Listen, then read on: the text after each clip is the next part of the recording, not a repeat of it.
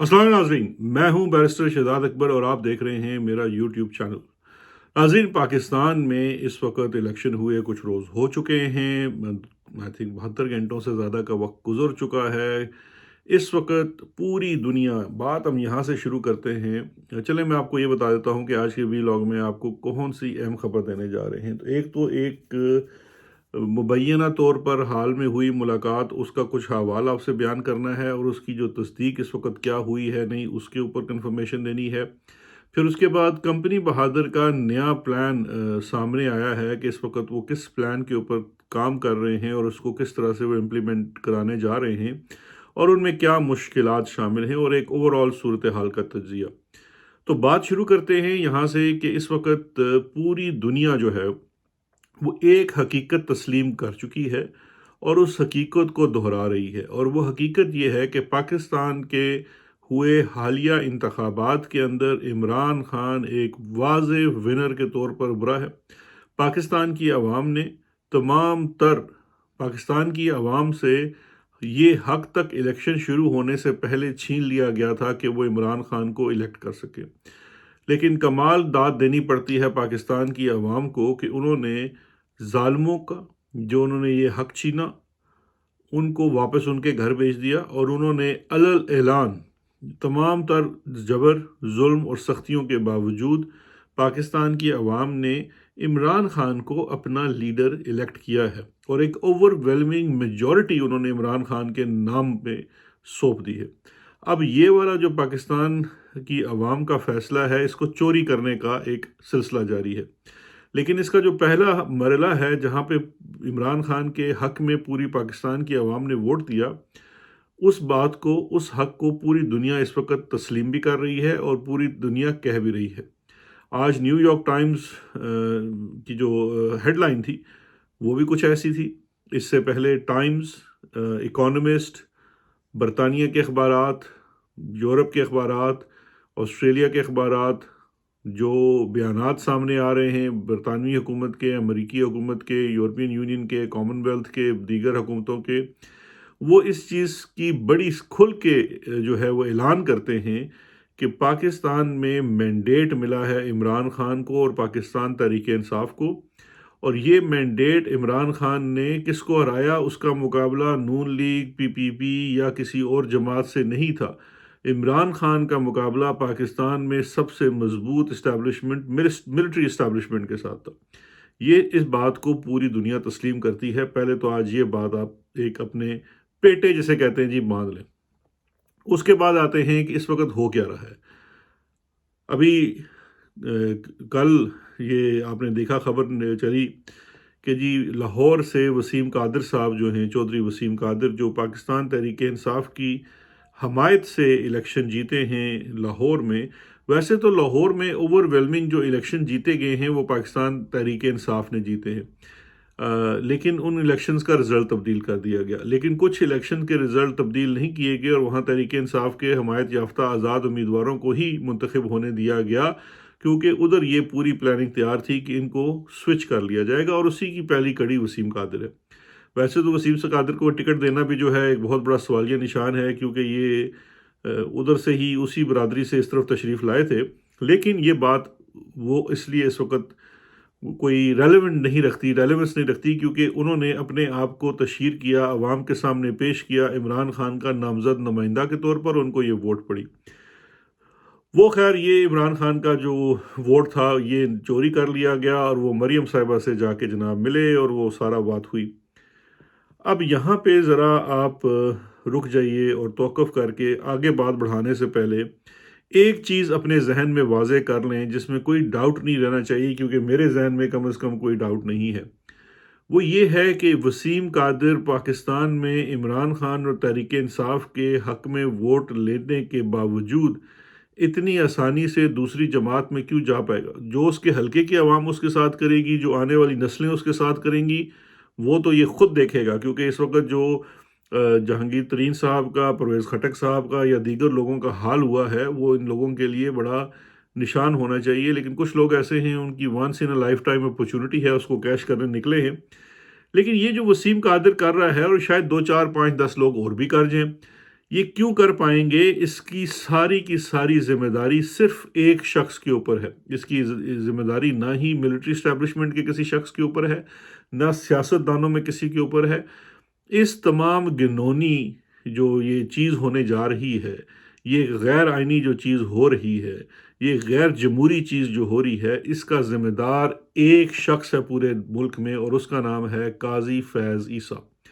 کیونکہ قاضی فیض عیسیٰ نے اپنے اس فیصلے سے، جس سے اس نے پاکستان تحریک انصاف سے نہ صرف اس کا انتخابی نشان چھینا، بلکہ اس کا ایک جمہوری حق اس سے چھین لیا اور پاکستان کی عوام سے جمہوری حق چھینا، اس ایک فیصلے سے قاضی فیض عیسیٰ پاکستان کی تاریخ میں جمہوریت کے قاتل کے طور پر لکھا جائے گا۔ Have no doubt in your mind کہ اس وقت پاکستان میں جمہوریت کا جو قتل ہے، وہ اس کہتے ہیں نا کہ اس جمہوریت کے اوپر جب بروٹس نے وہ جو خنجر گھونپا ہے، اس میں Brutus number 1 is the chief justice of Pakistan قاضی فیض عیسیٰ۔ مجھے یہ کہنے میں کوئی آر نہیں ہے، میں کوئی لگی لپٹی بات نہ کر رہا ہوں، نہ کرنا چاہتا ہوں، because there is absolute clarity in my mind کہ Qazi Faez Isa is the only person responsible for this position. دیکھیں، یہ جو ڈیفیکشن کلاز ڈالی گئی تھی ہارس ٹریڈنگ کو روکنے کے لیے، وہ اسی وجہ سے ڈالی گئی تھی کہ ہر شخص جو ہے وہ جس نام پر ووٹ لے کے آتا ہے، جو مینڈیٹ لے کے آتا ہے، وہیں رہے، تاکہ پاکستان کی سیاست میں سے پیسے کا اور یہ لوٹاکریسی کا نظام کا خاتمہ ہو سکے۔ اس تمام چیزوں کو ریورس کر دیا، زیرو کر دیا، ڈیموکریسی کو انڈرمائن کر دیا قاضی فیض عیسیٰ نے۔ اور آج بھی 4 دن ہونے کے باوجود یہ سب کچھ جب ہو رہا ہے تو وہ ستو پی کے سویا ہوا ہے، جبکہ پہلے وہ واٹس ایپوں کے اوپر بھی سو موٹو لے لیتے تھے۔ تو have no doubt in your mind about the character of this character less person. اچھا جی، اب آگے چلتے ہیں۔ ایک مجھے پھر بات یاد آ جاتی ہے قاضی کے اوپر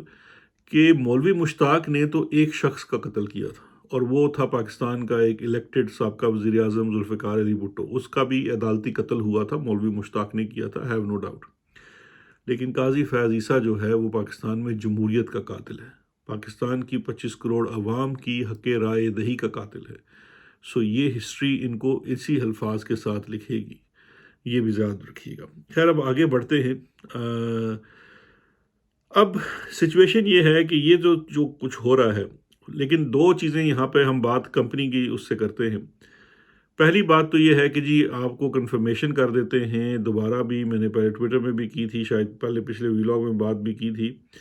عمران خان صاحب سے جیل میں ایک شخصیت کی ملاقات ہوئی ہے، اور اس ملاقات میں بالکل ان کے ساتھ نیگوسیشنز ہوئی ہیں،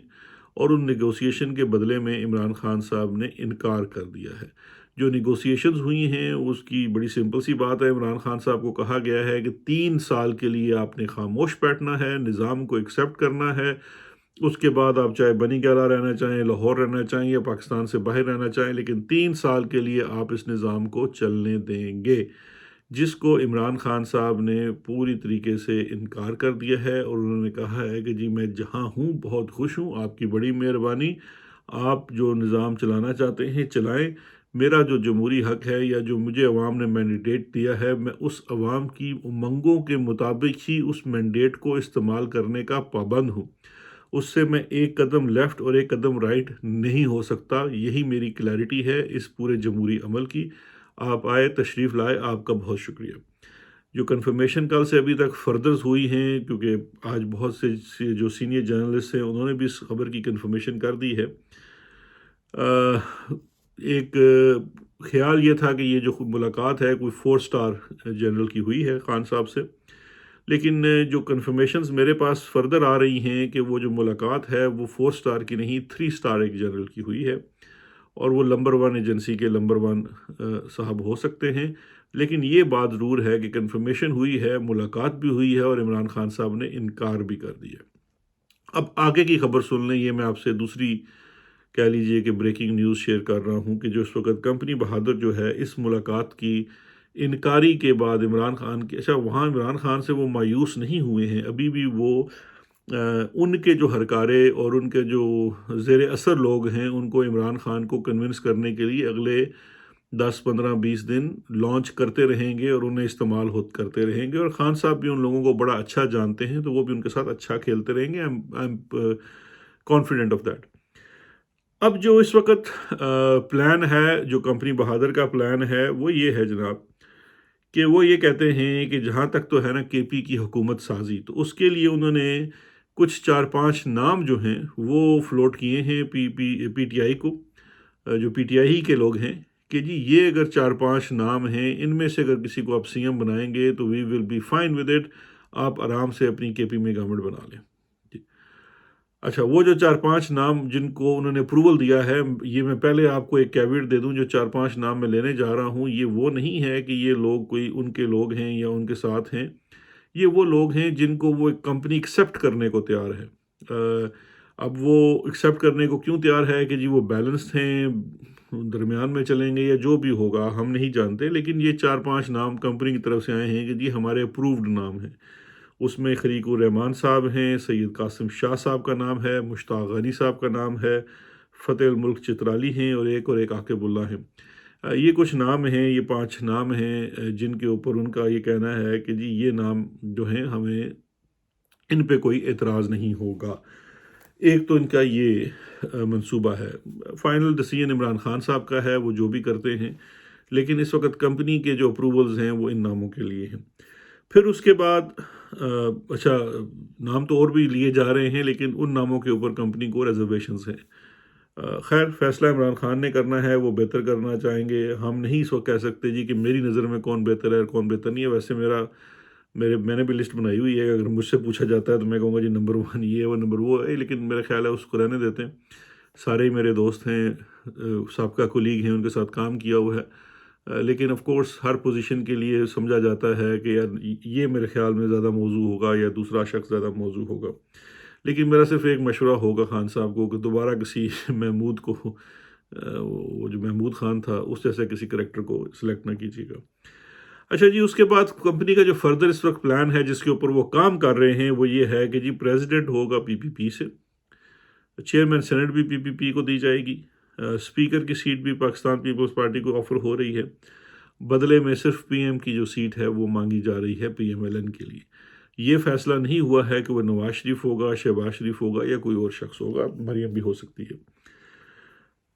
اور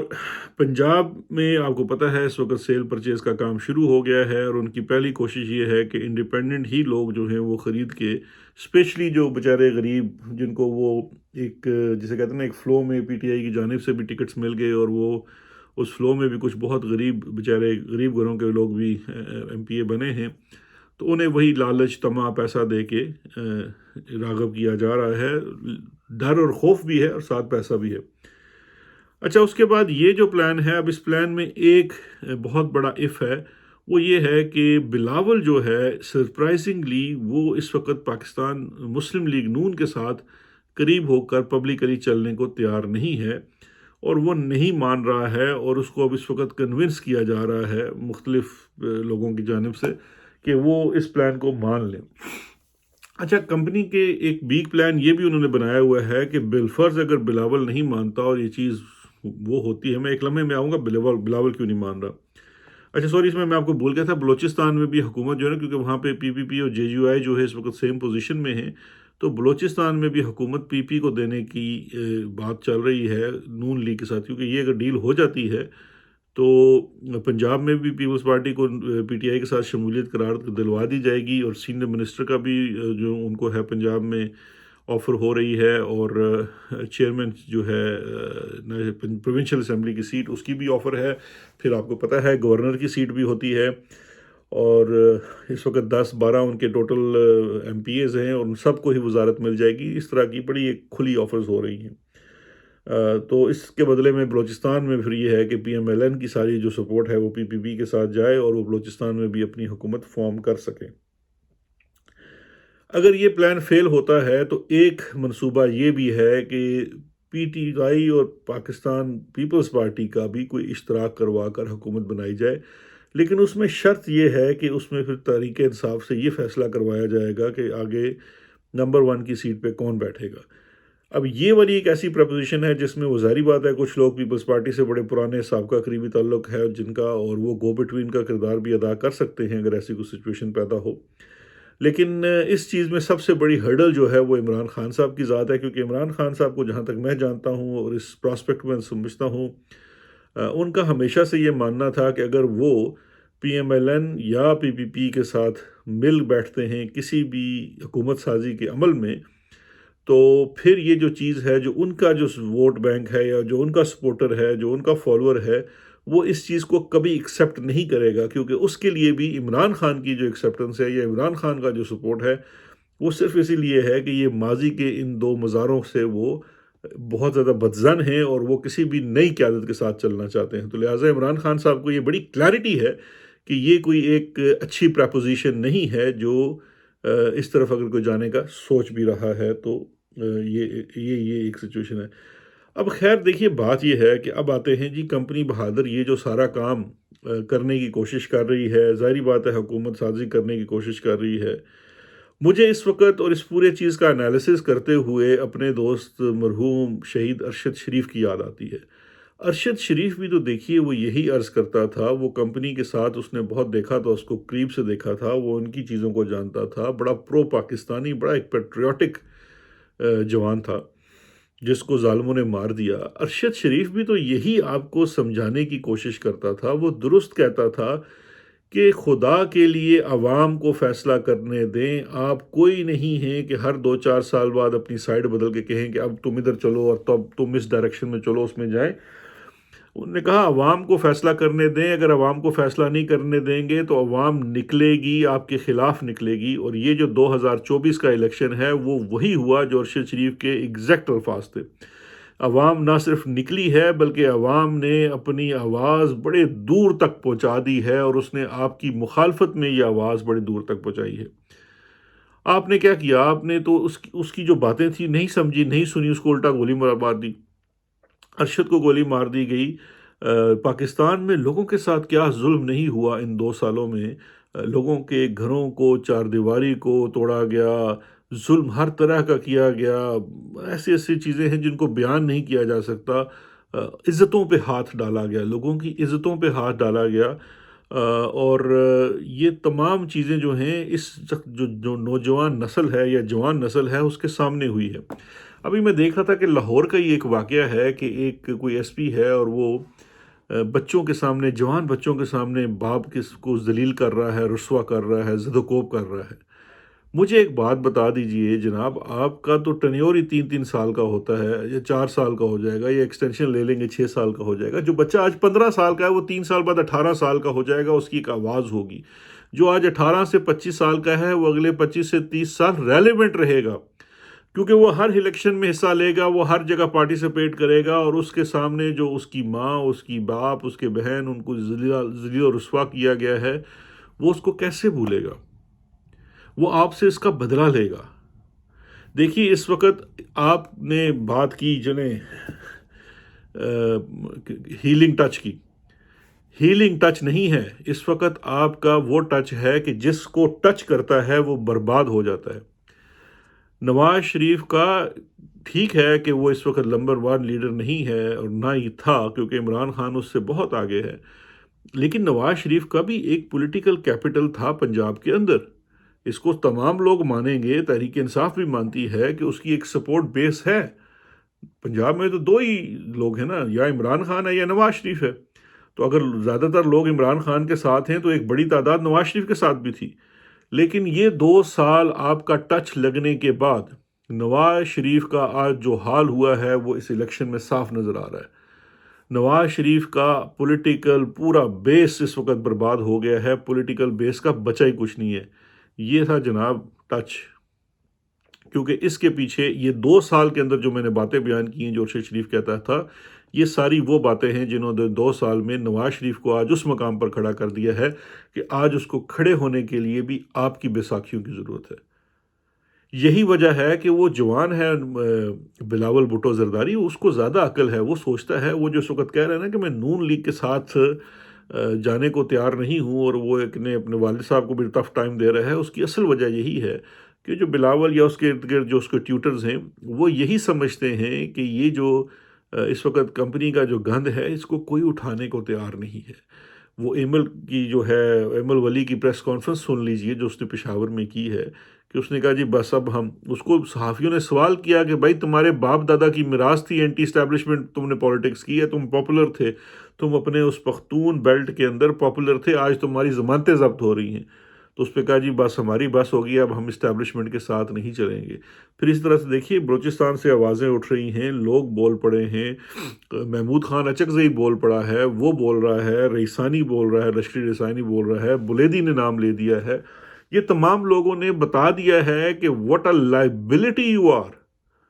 جس کسی کے ساتھ ملتے ہیں اس کا نان لیوا کوئی نہیں ہوتا ہے، اور جو کوئی ادھر سے اس وقت جو آپ کے خلاف سب سے آگے کھڑا ہے عمران خان، اس کو چھوڑ کے جاتا ہے، اس کا بھی کچھ نہیں بچتا ہے۔ تو یہ جو تمام سچویشن ہے،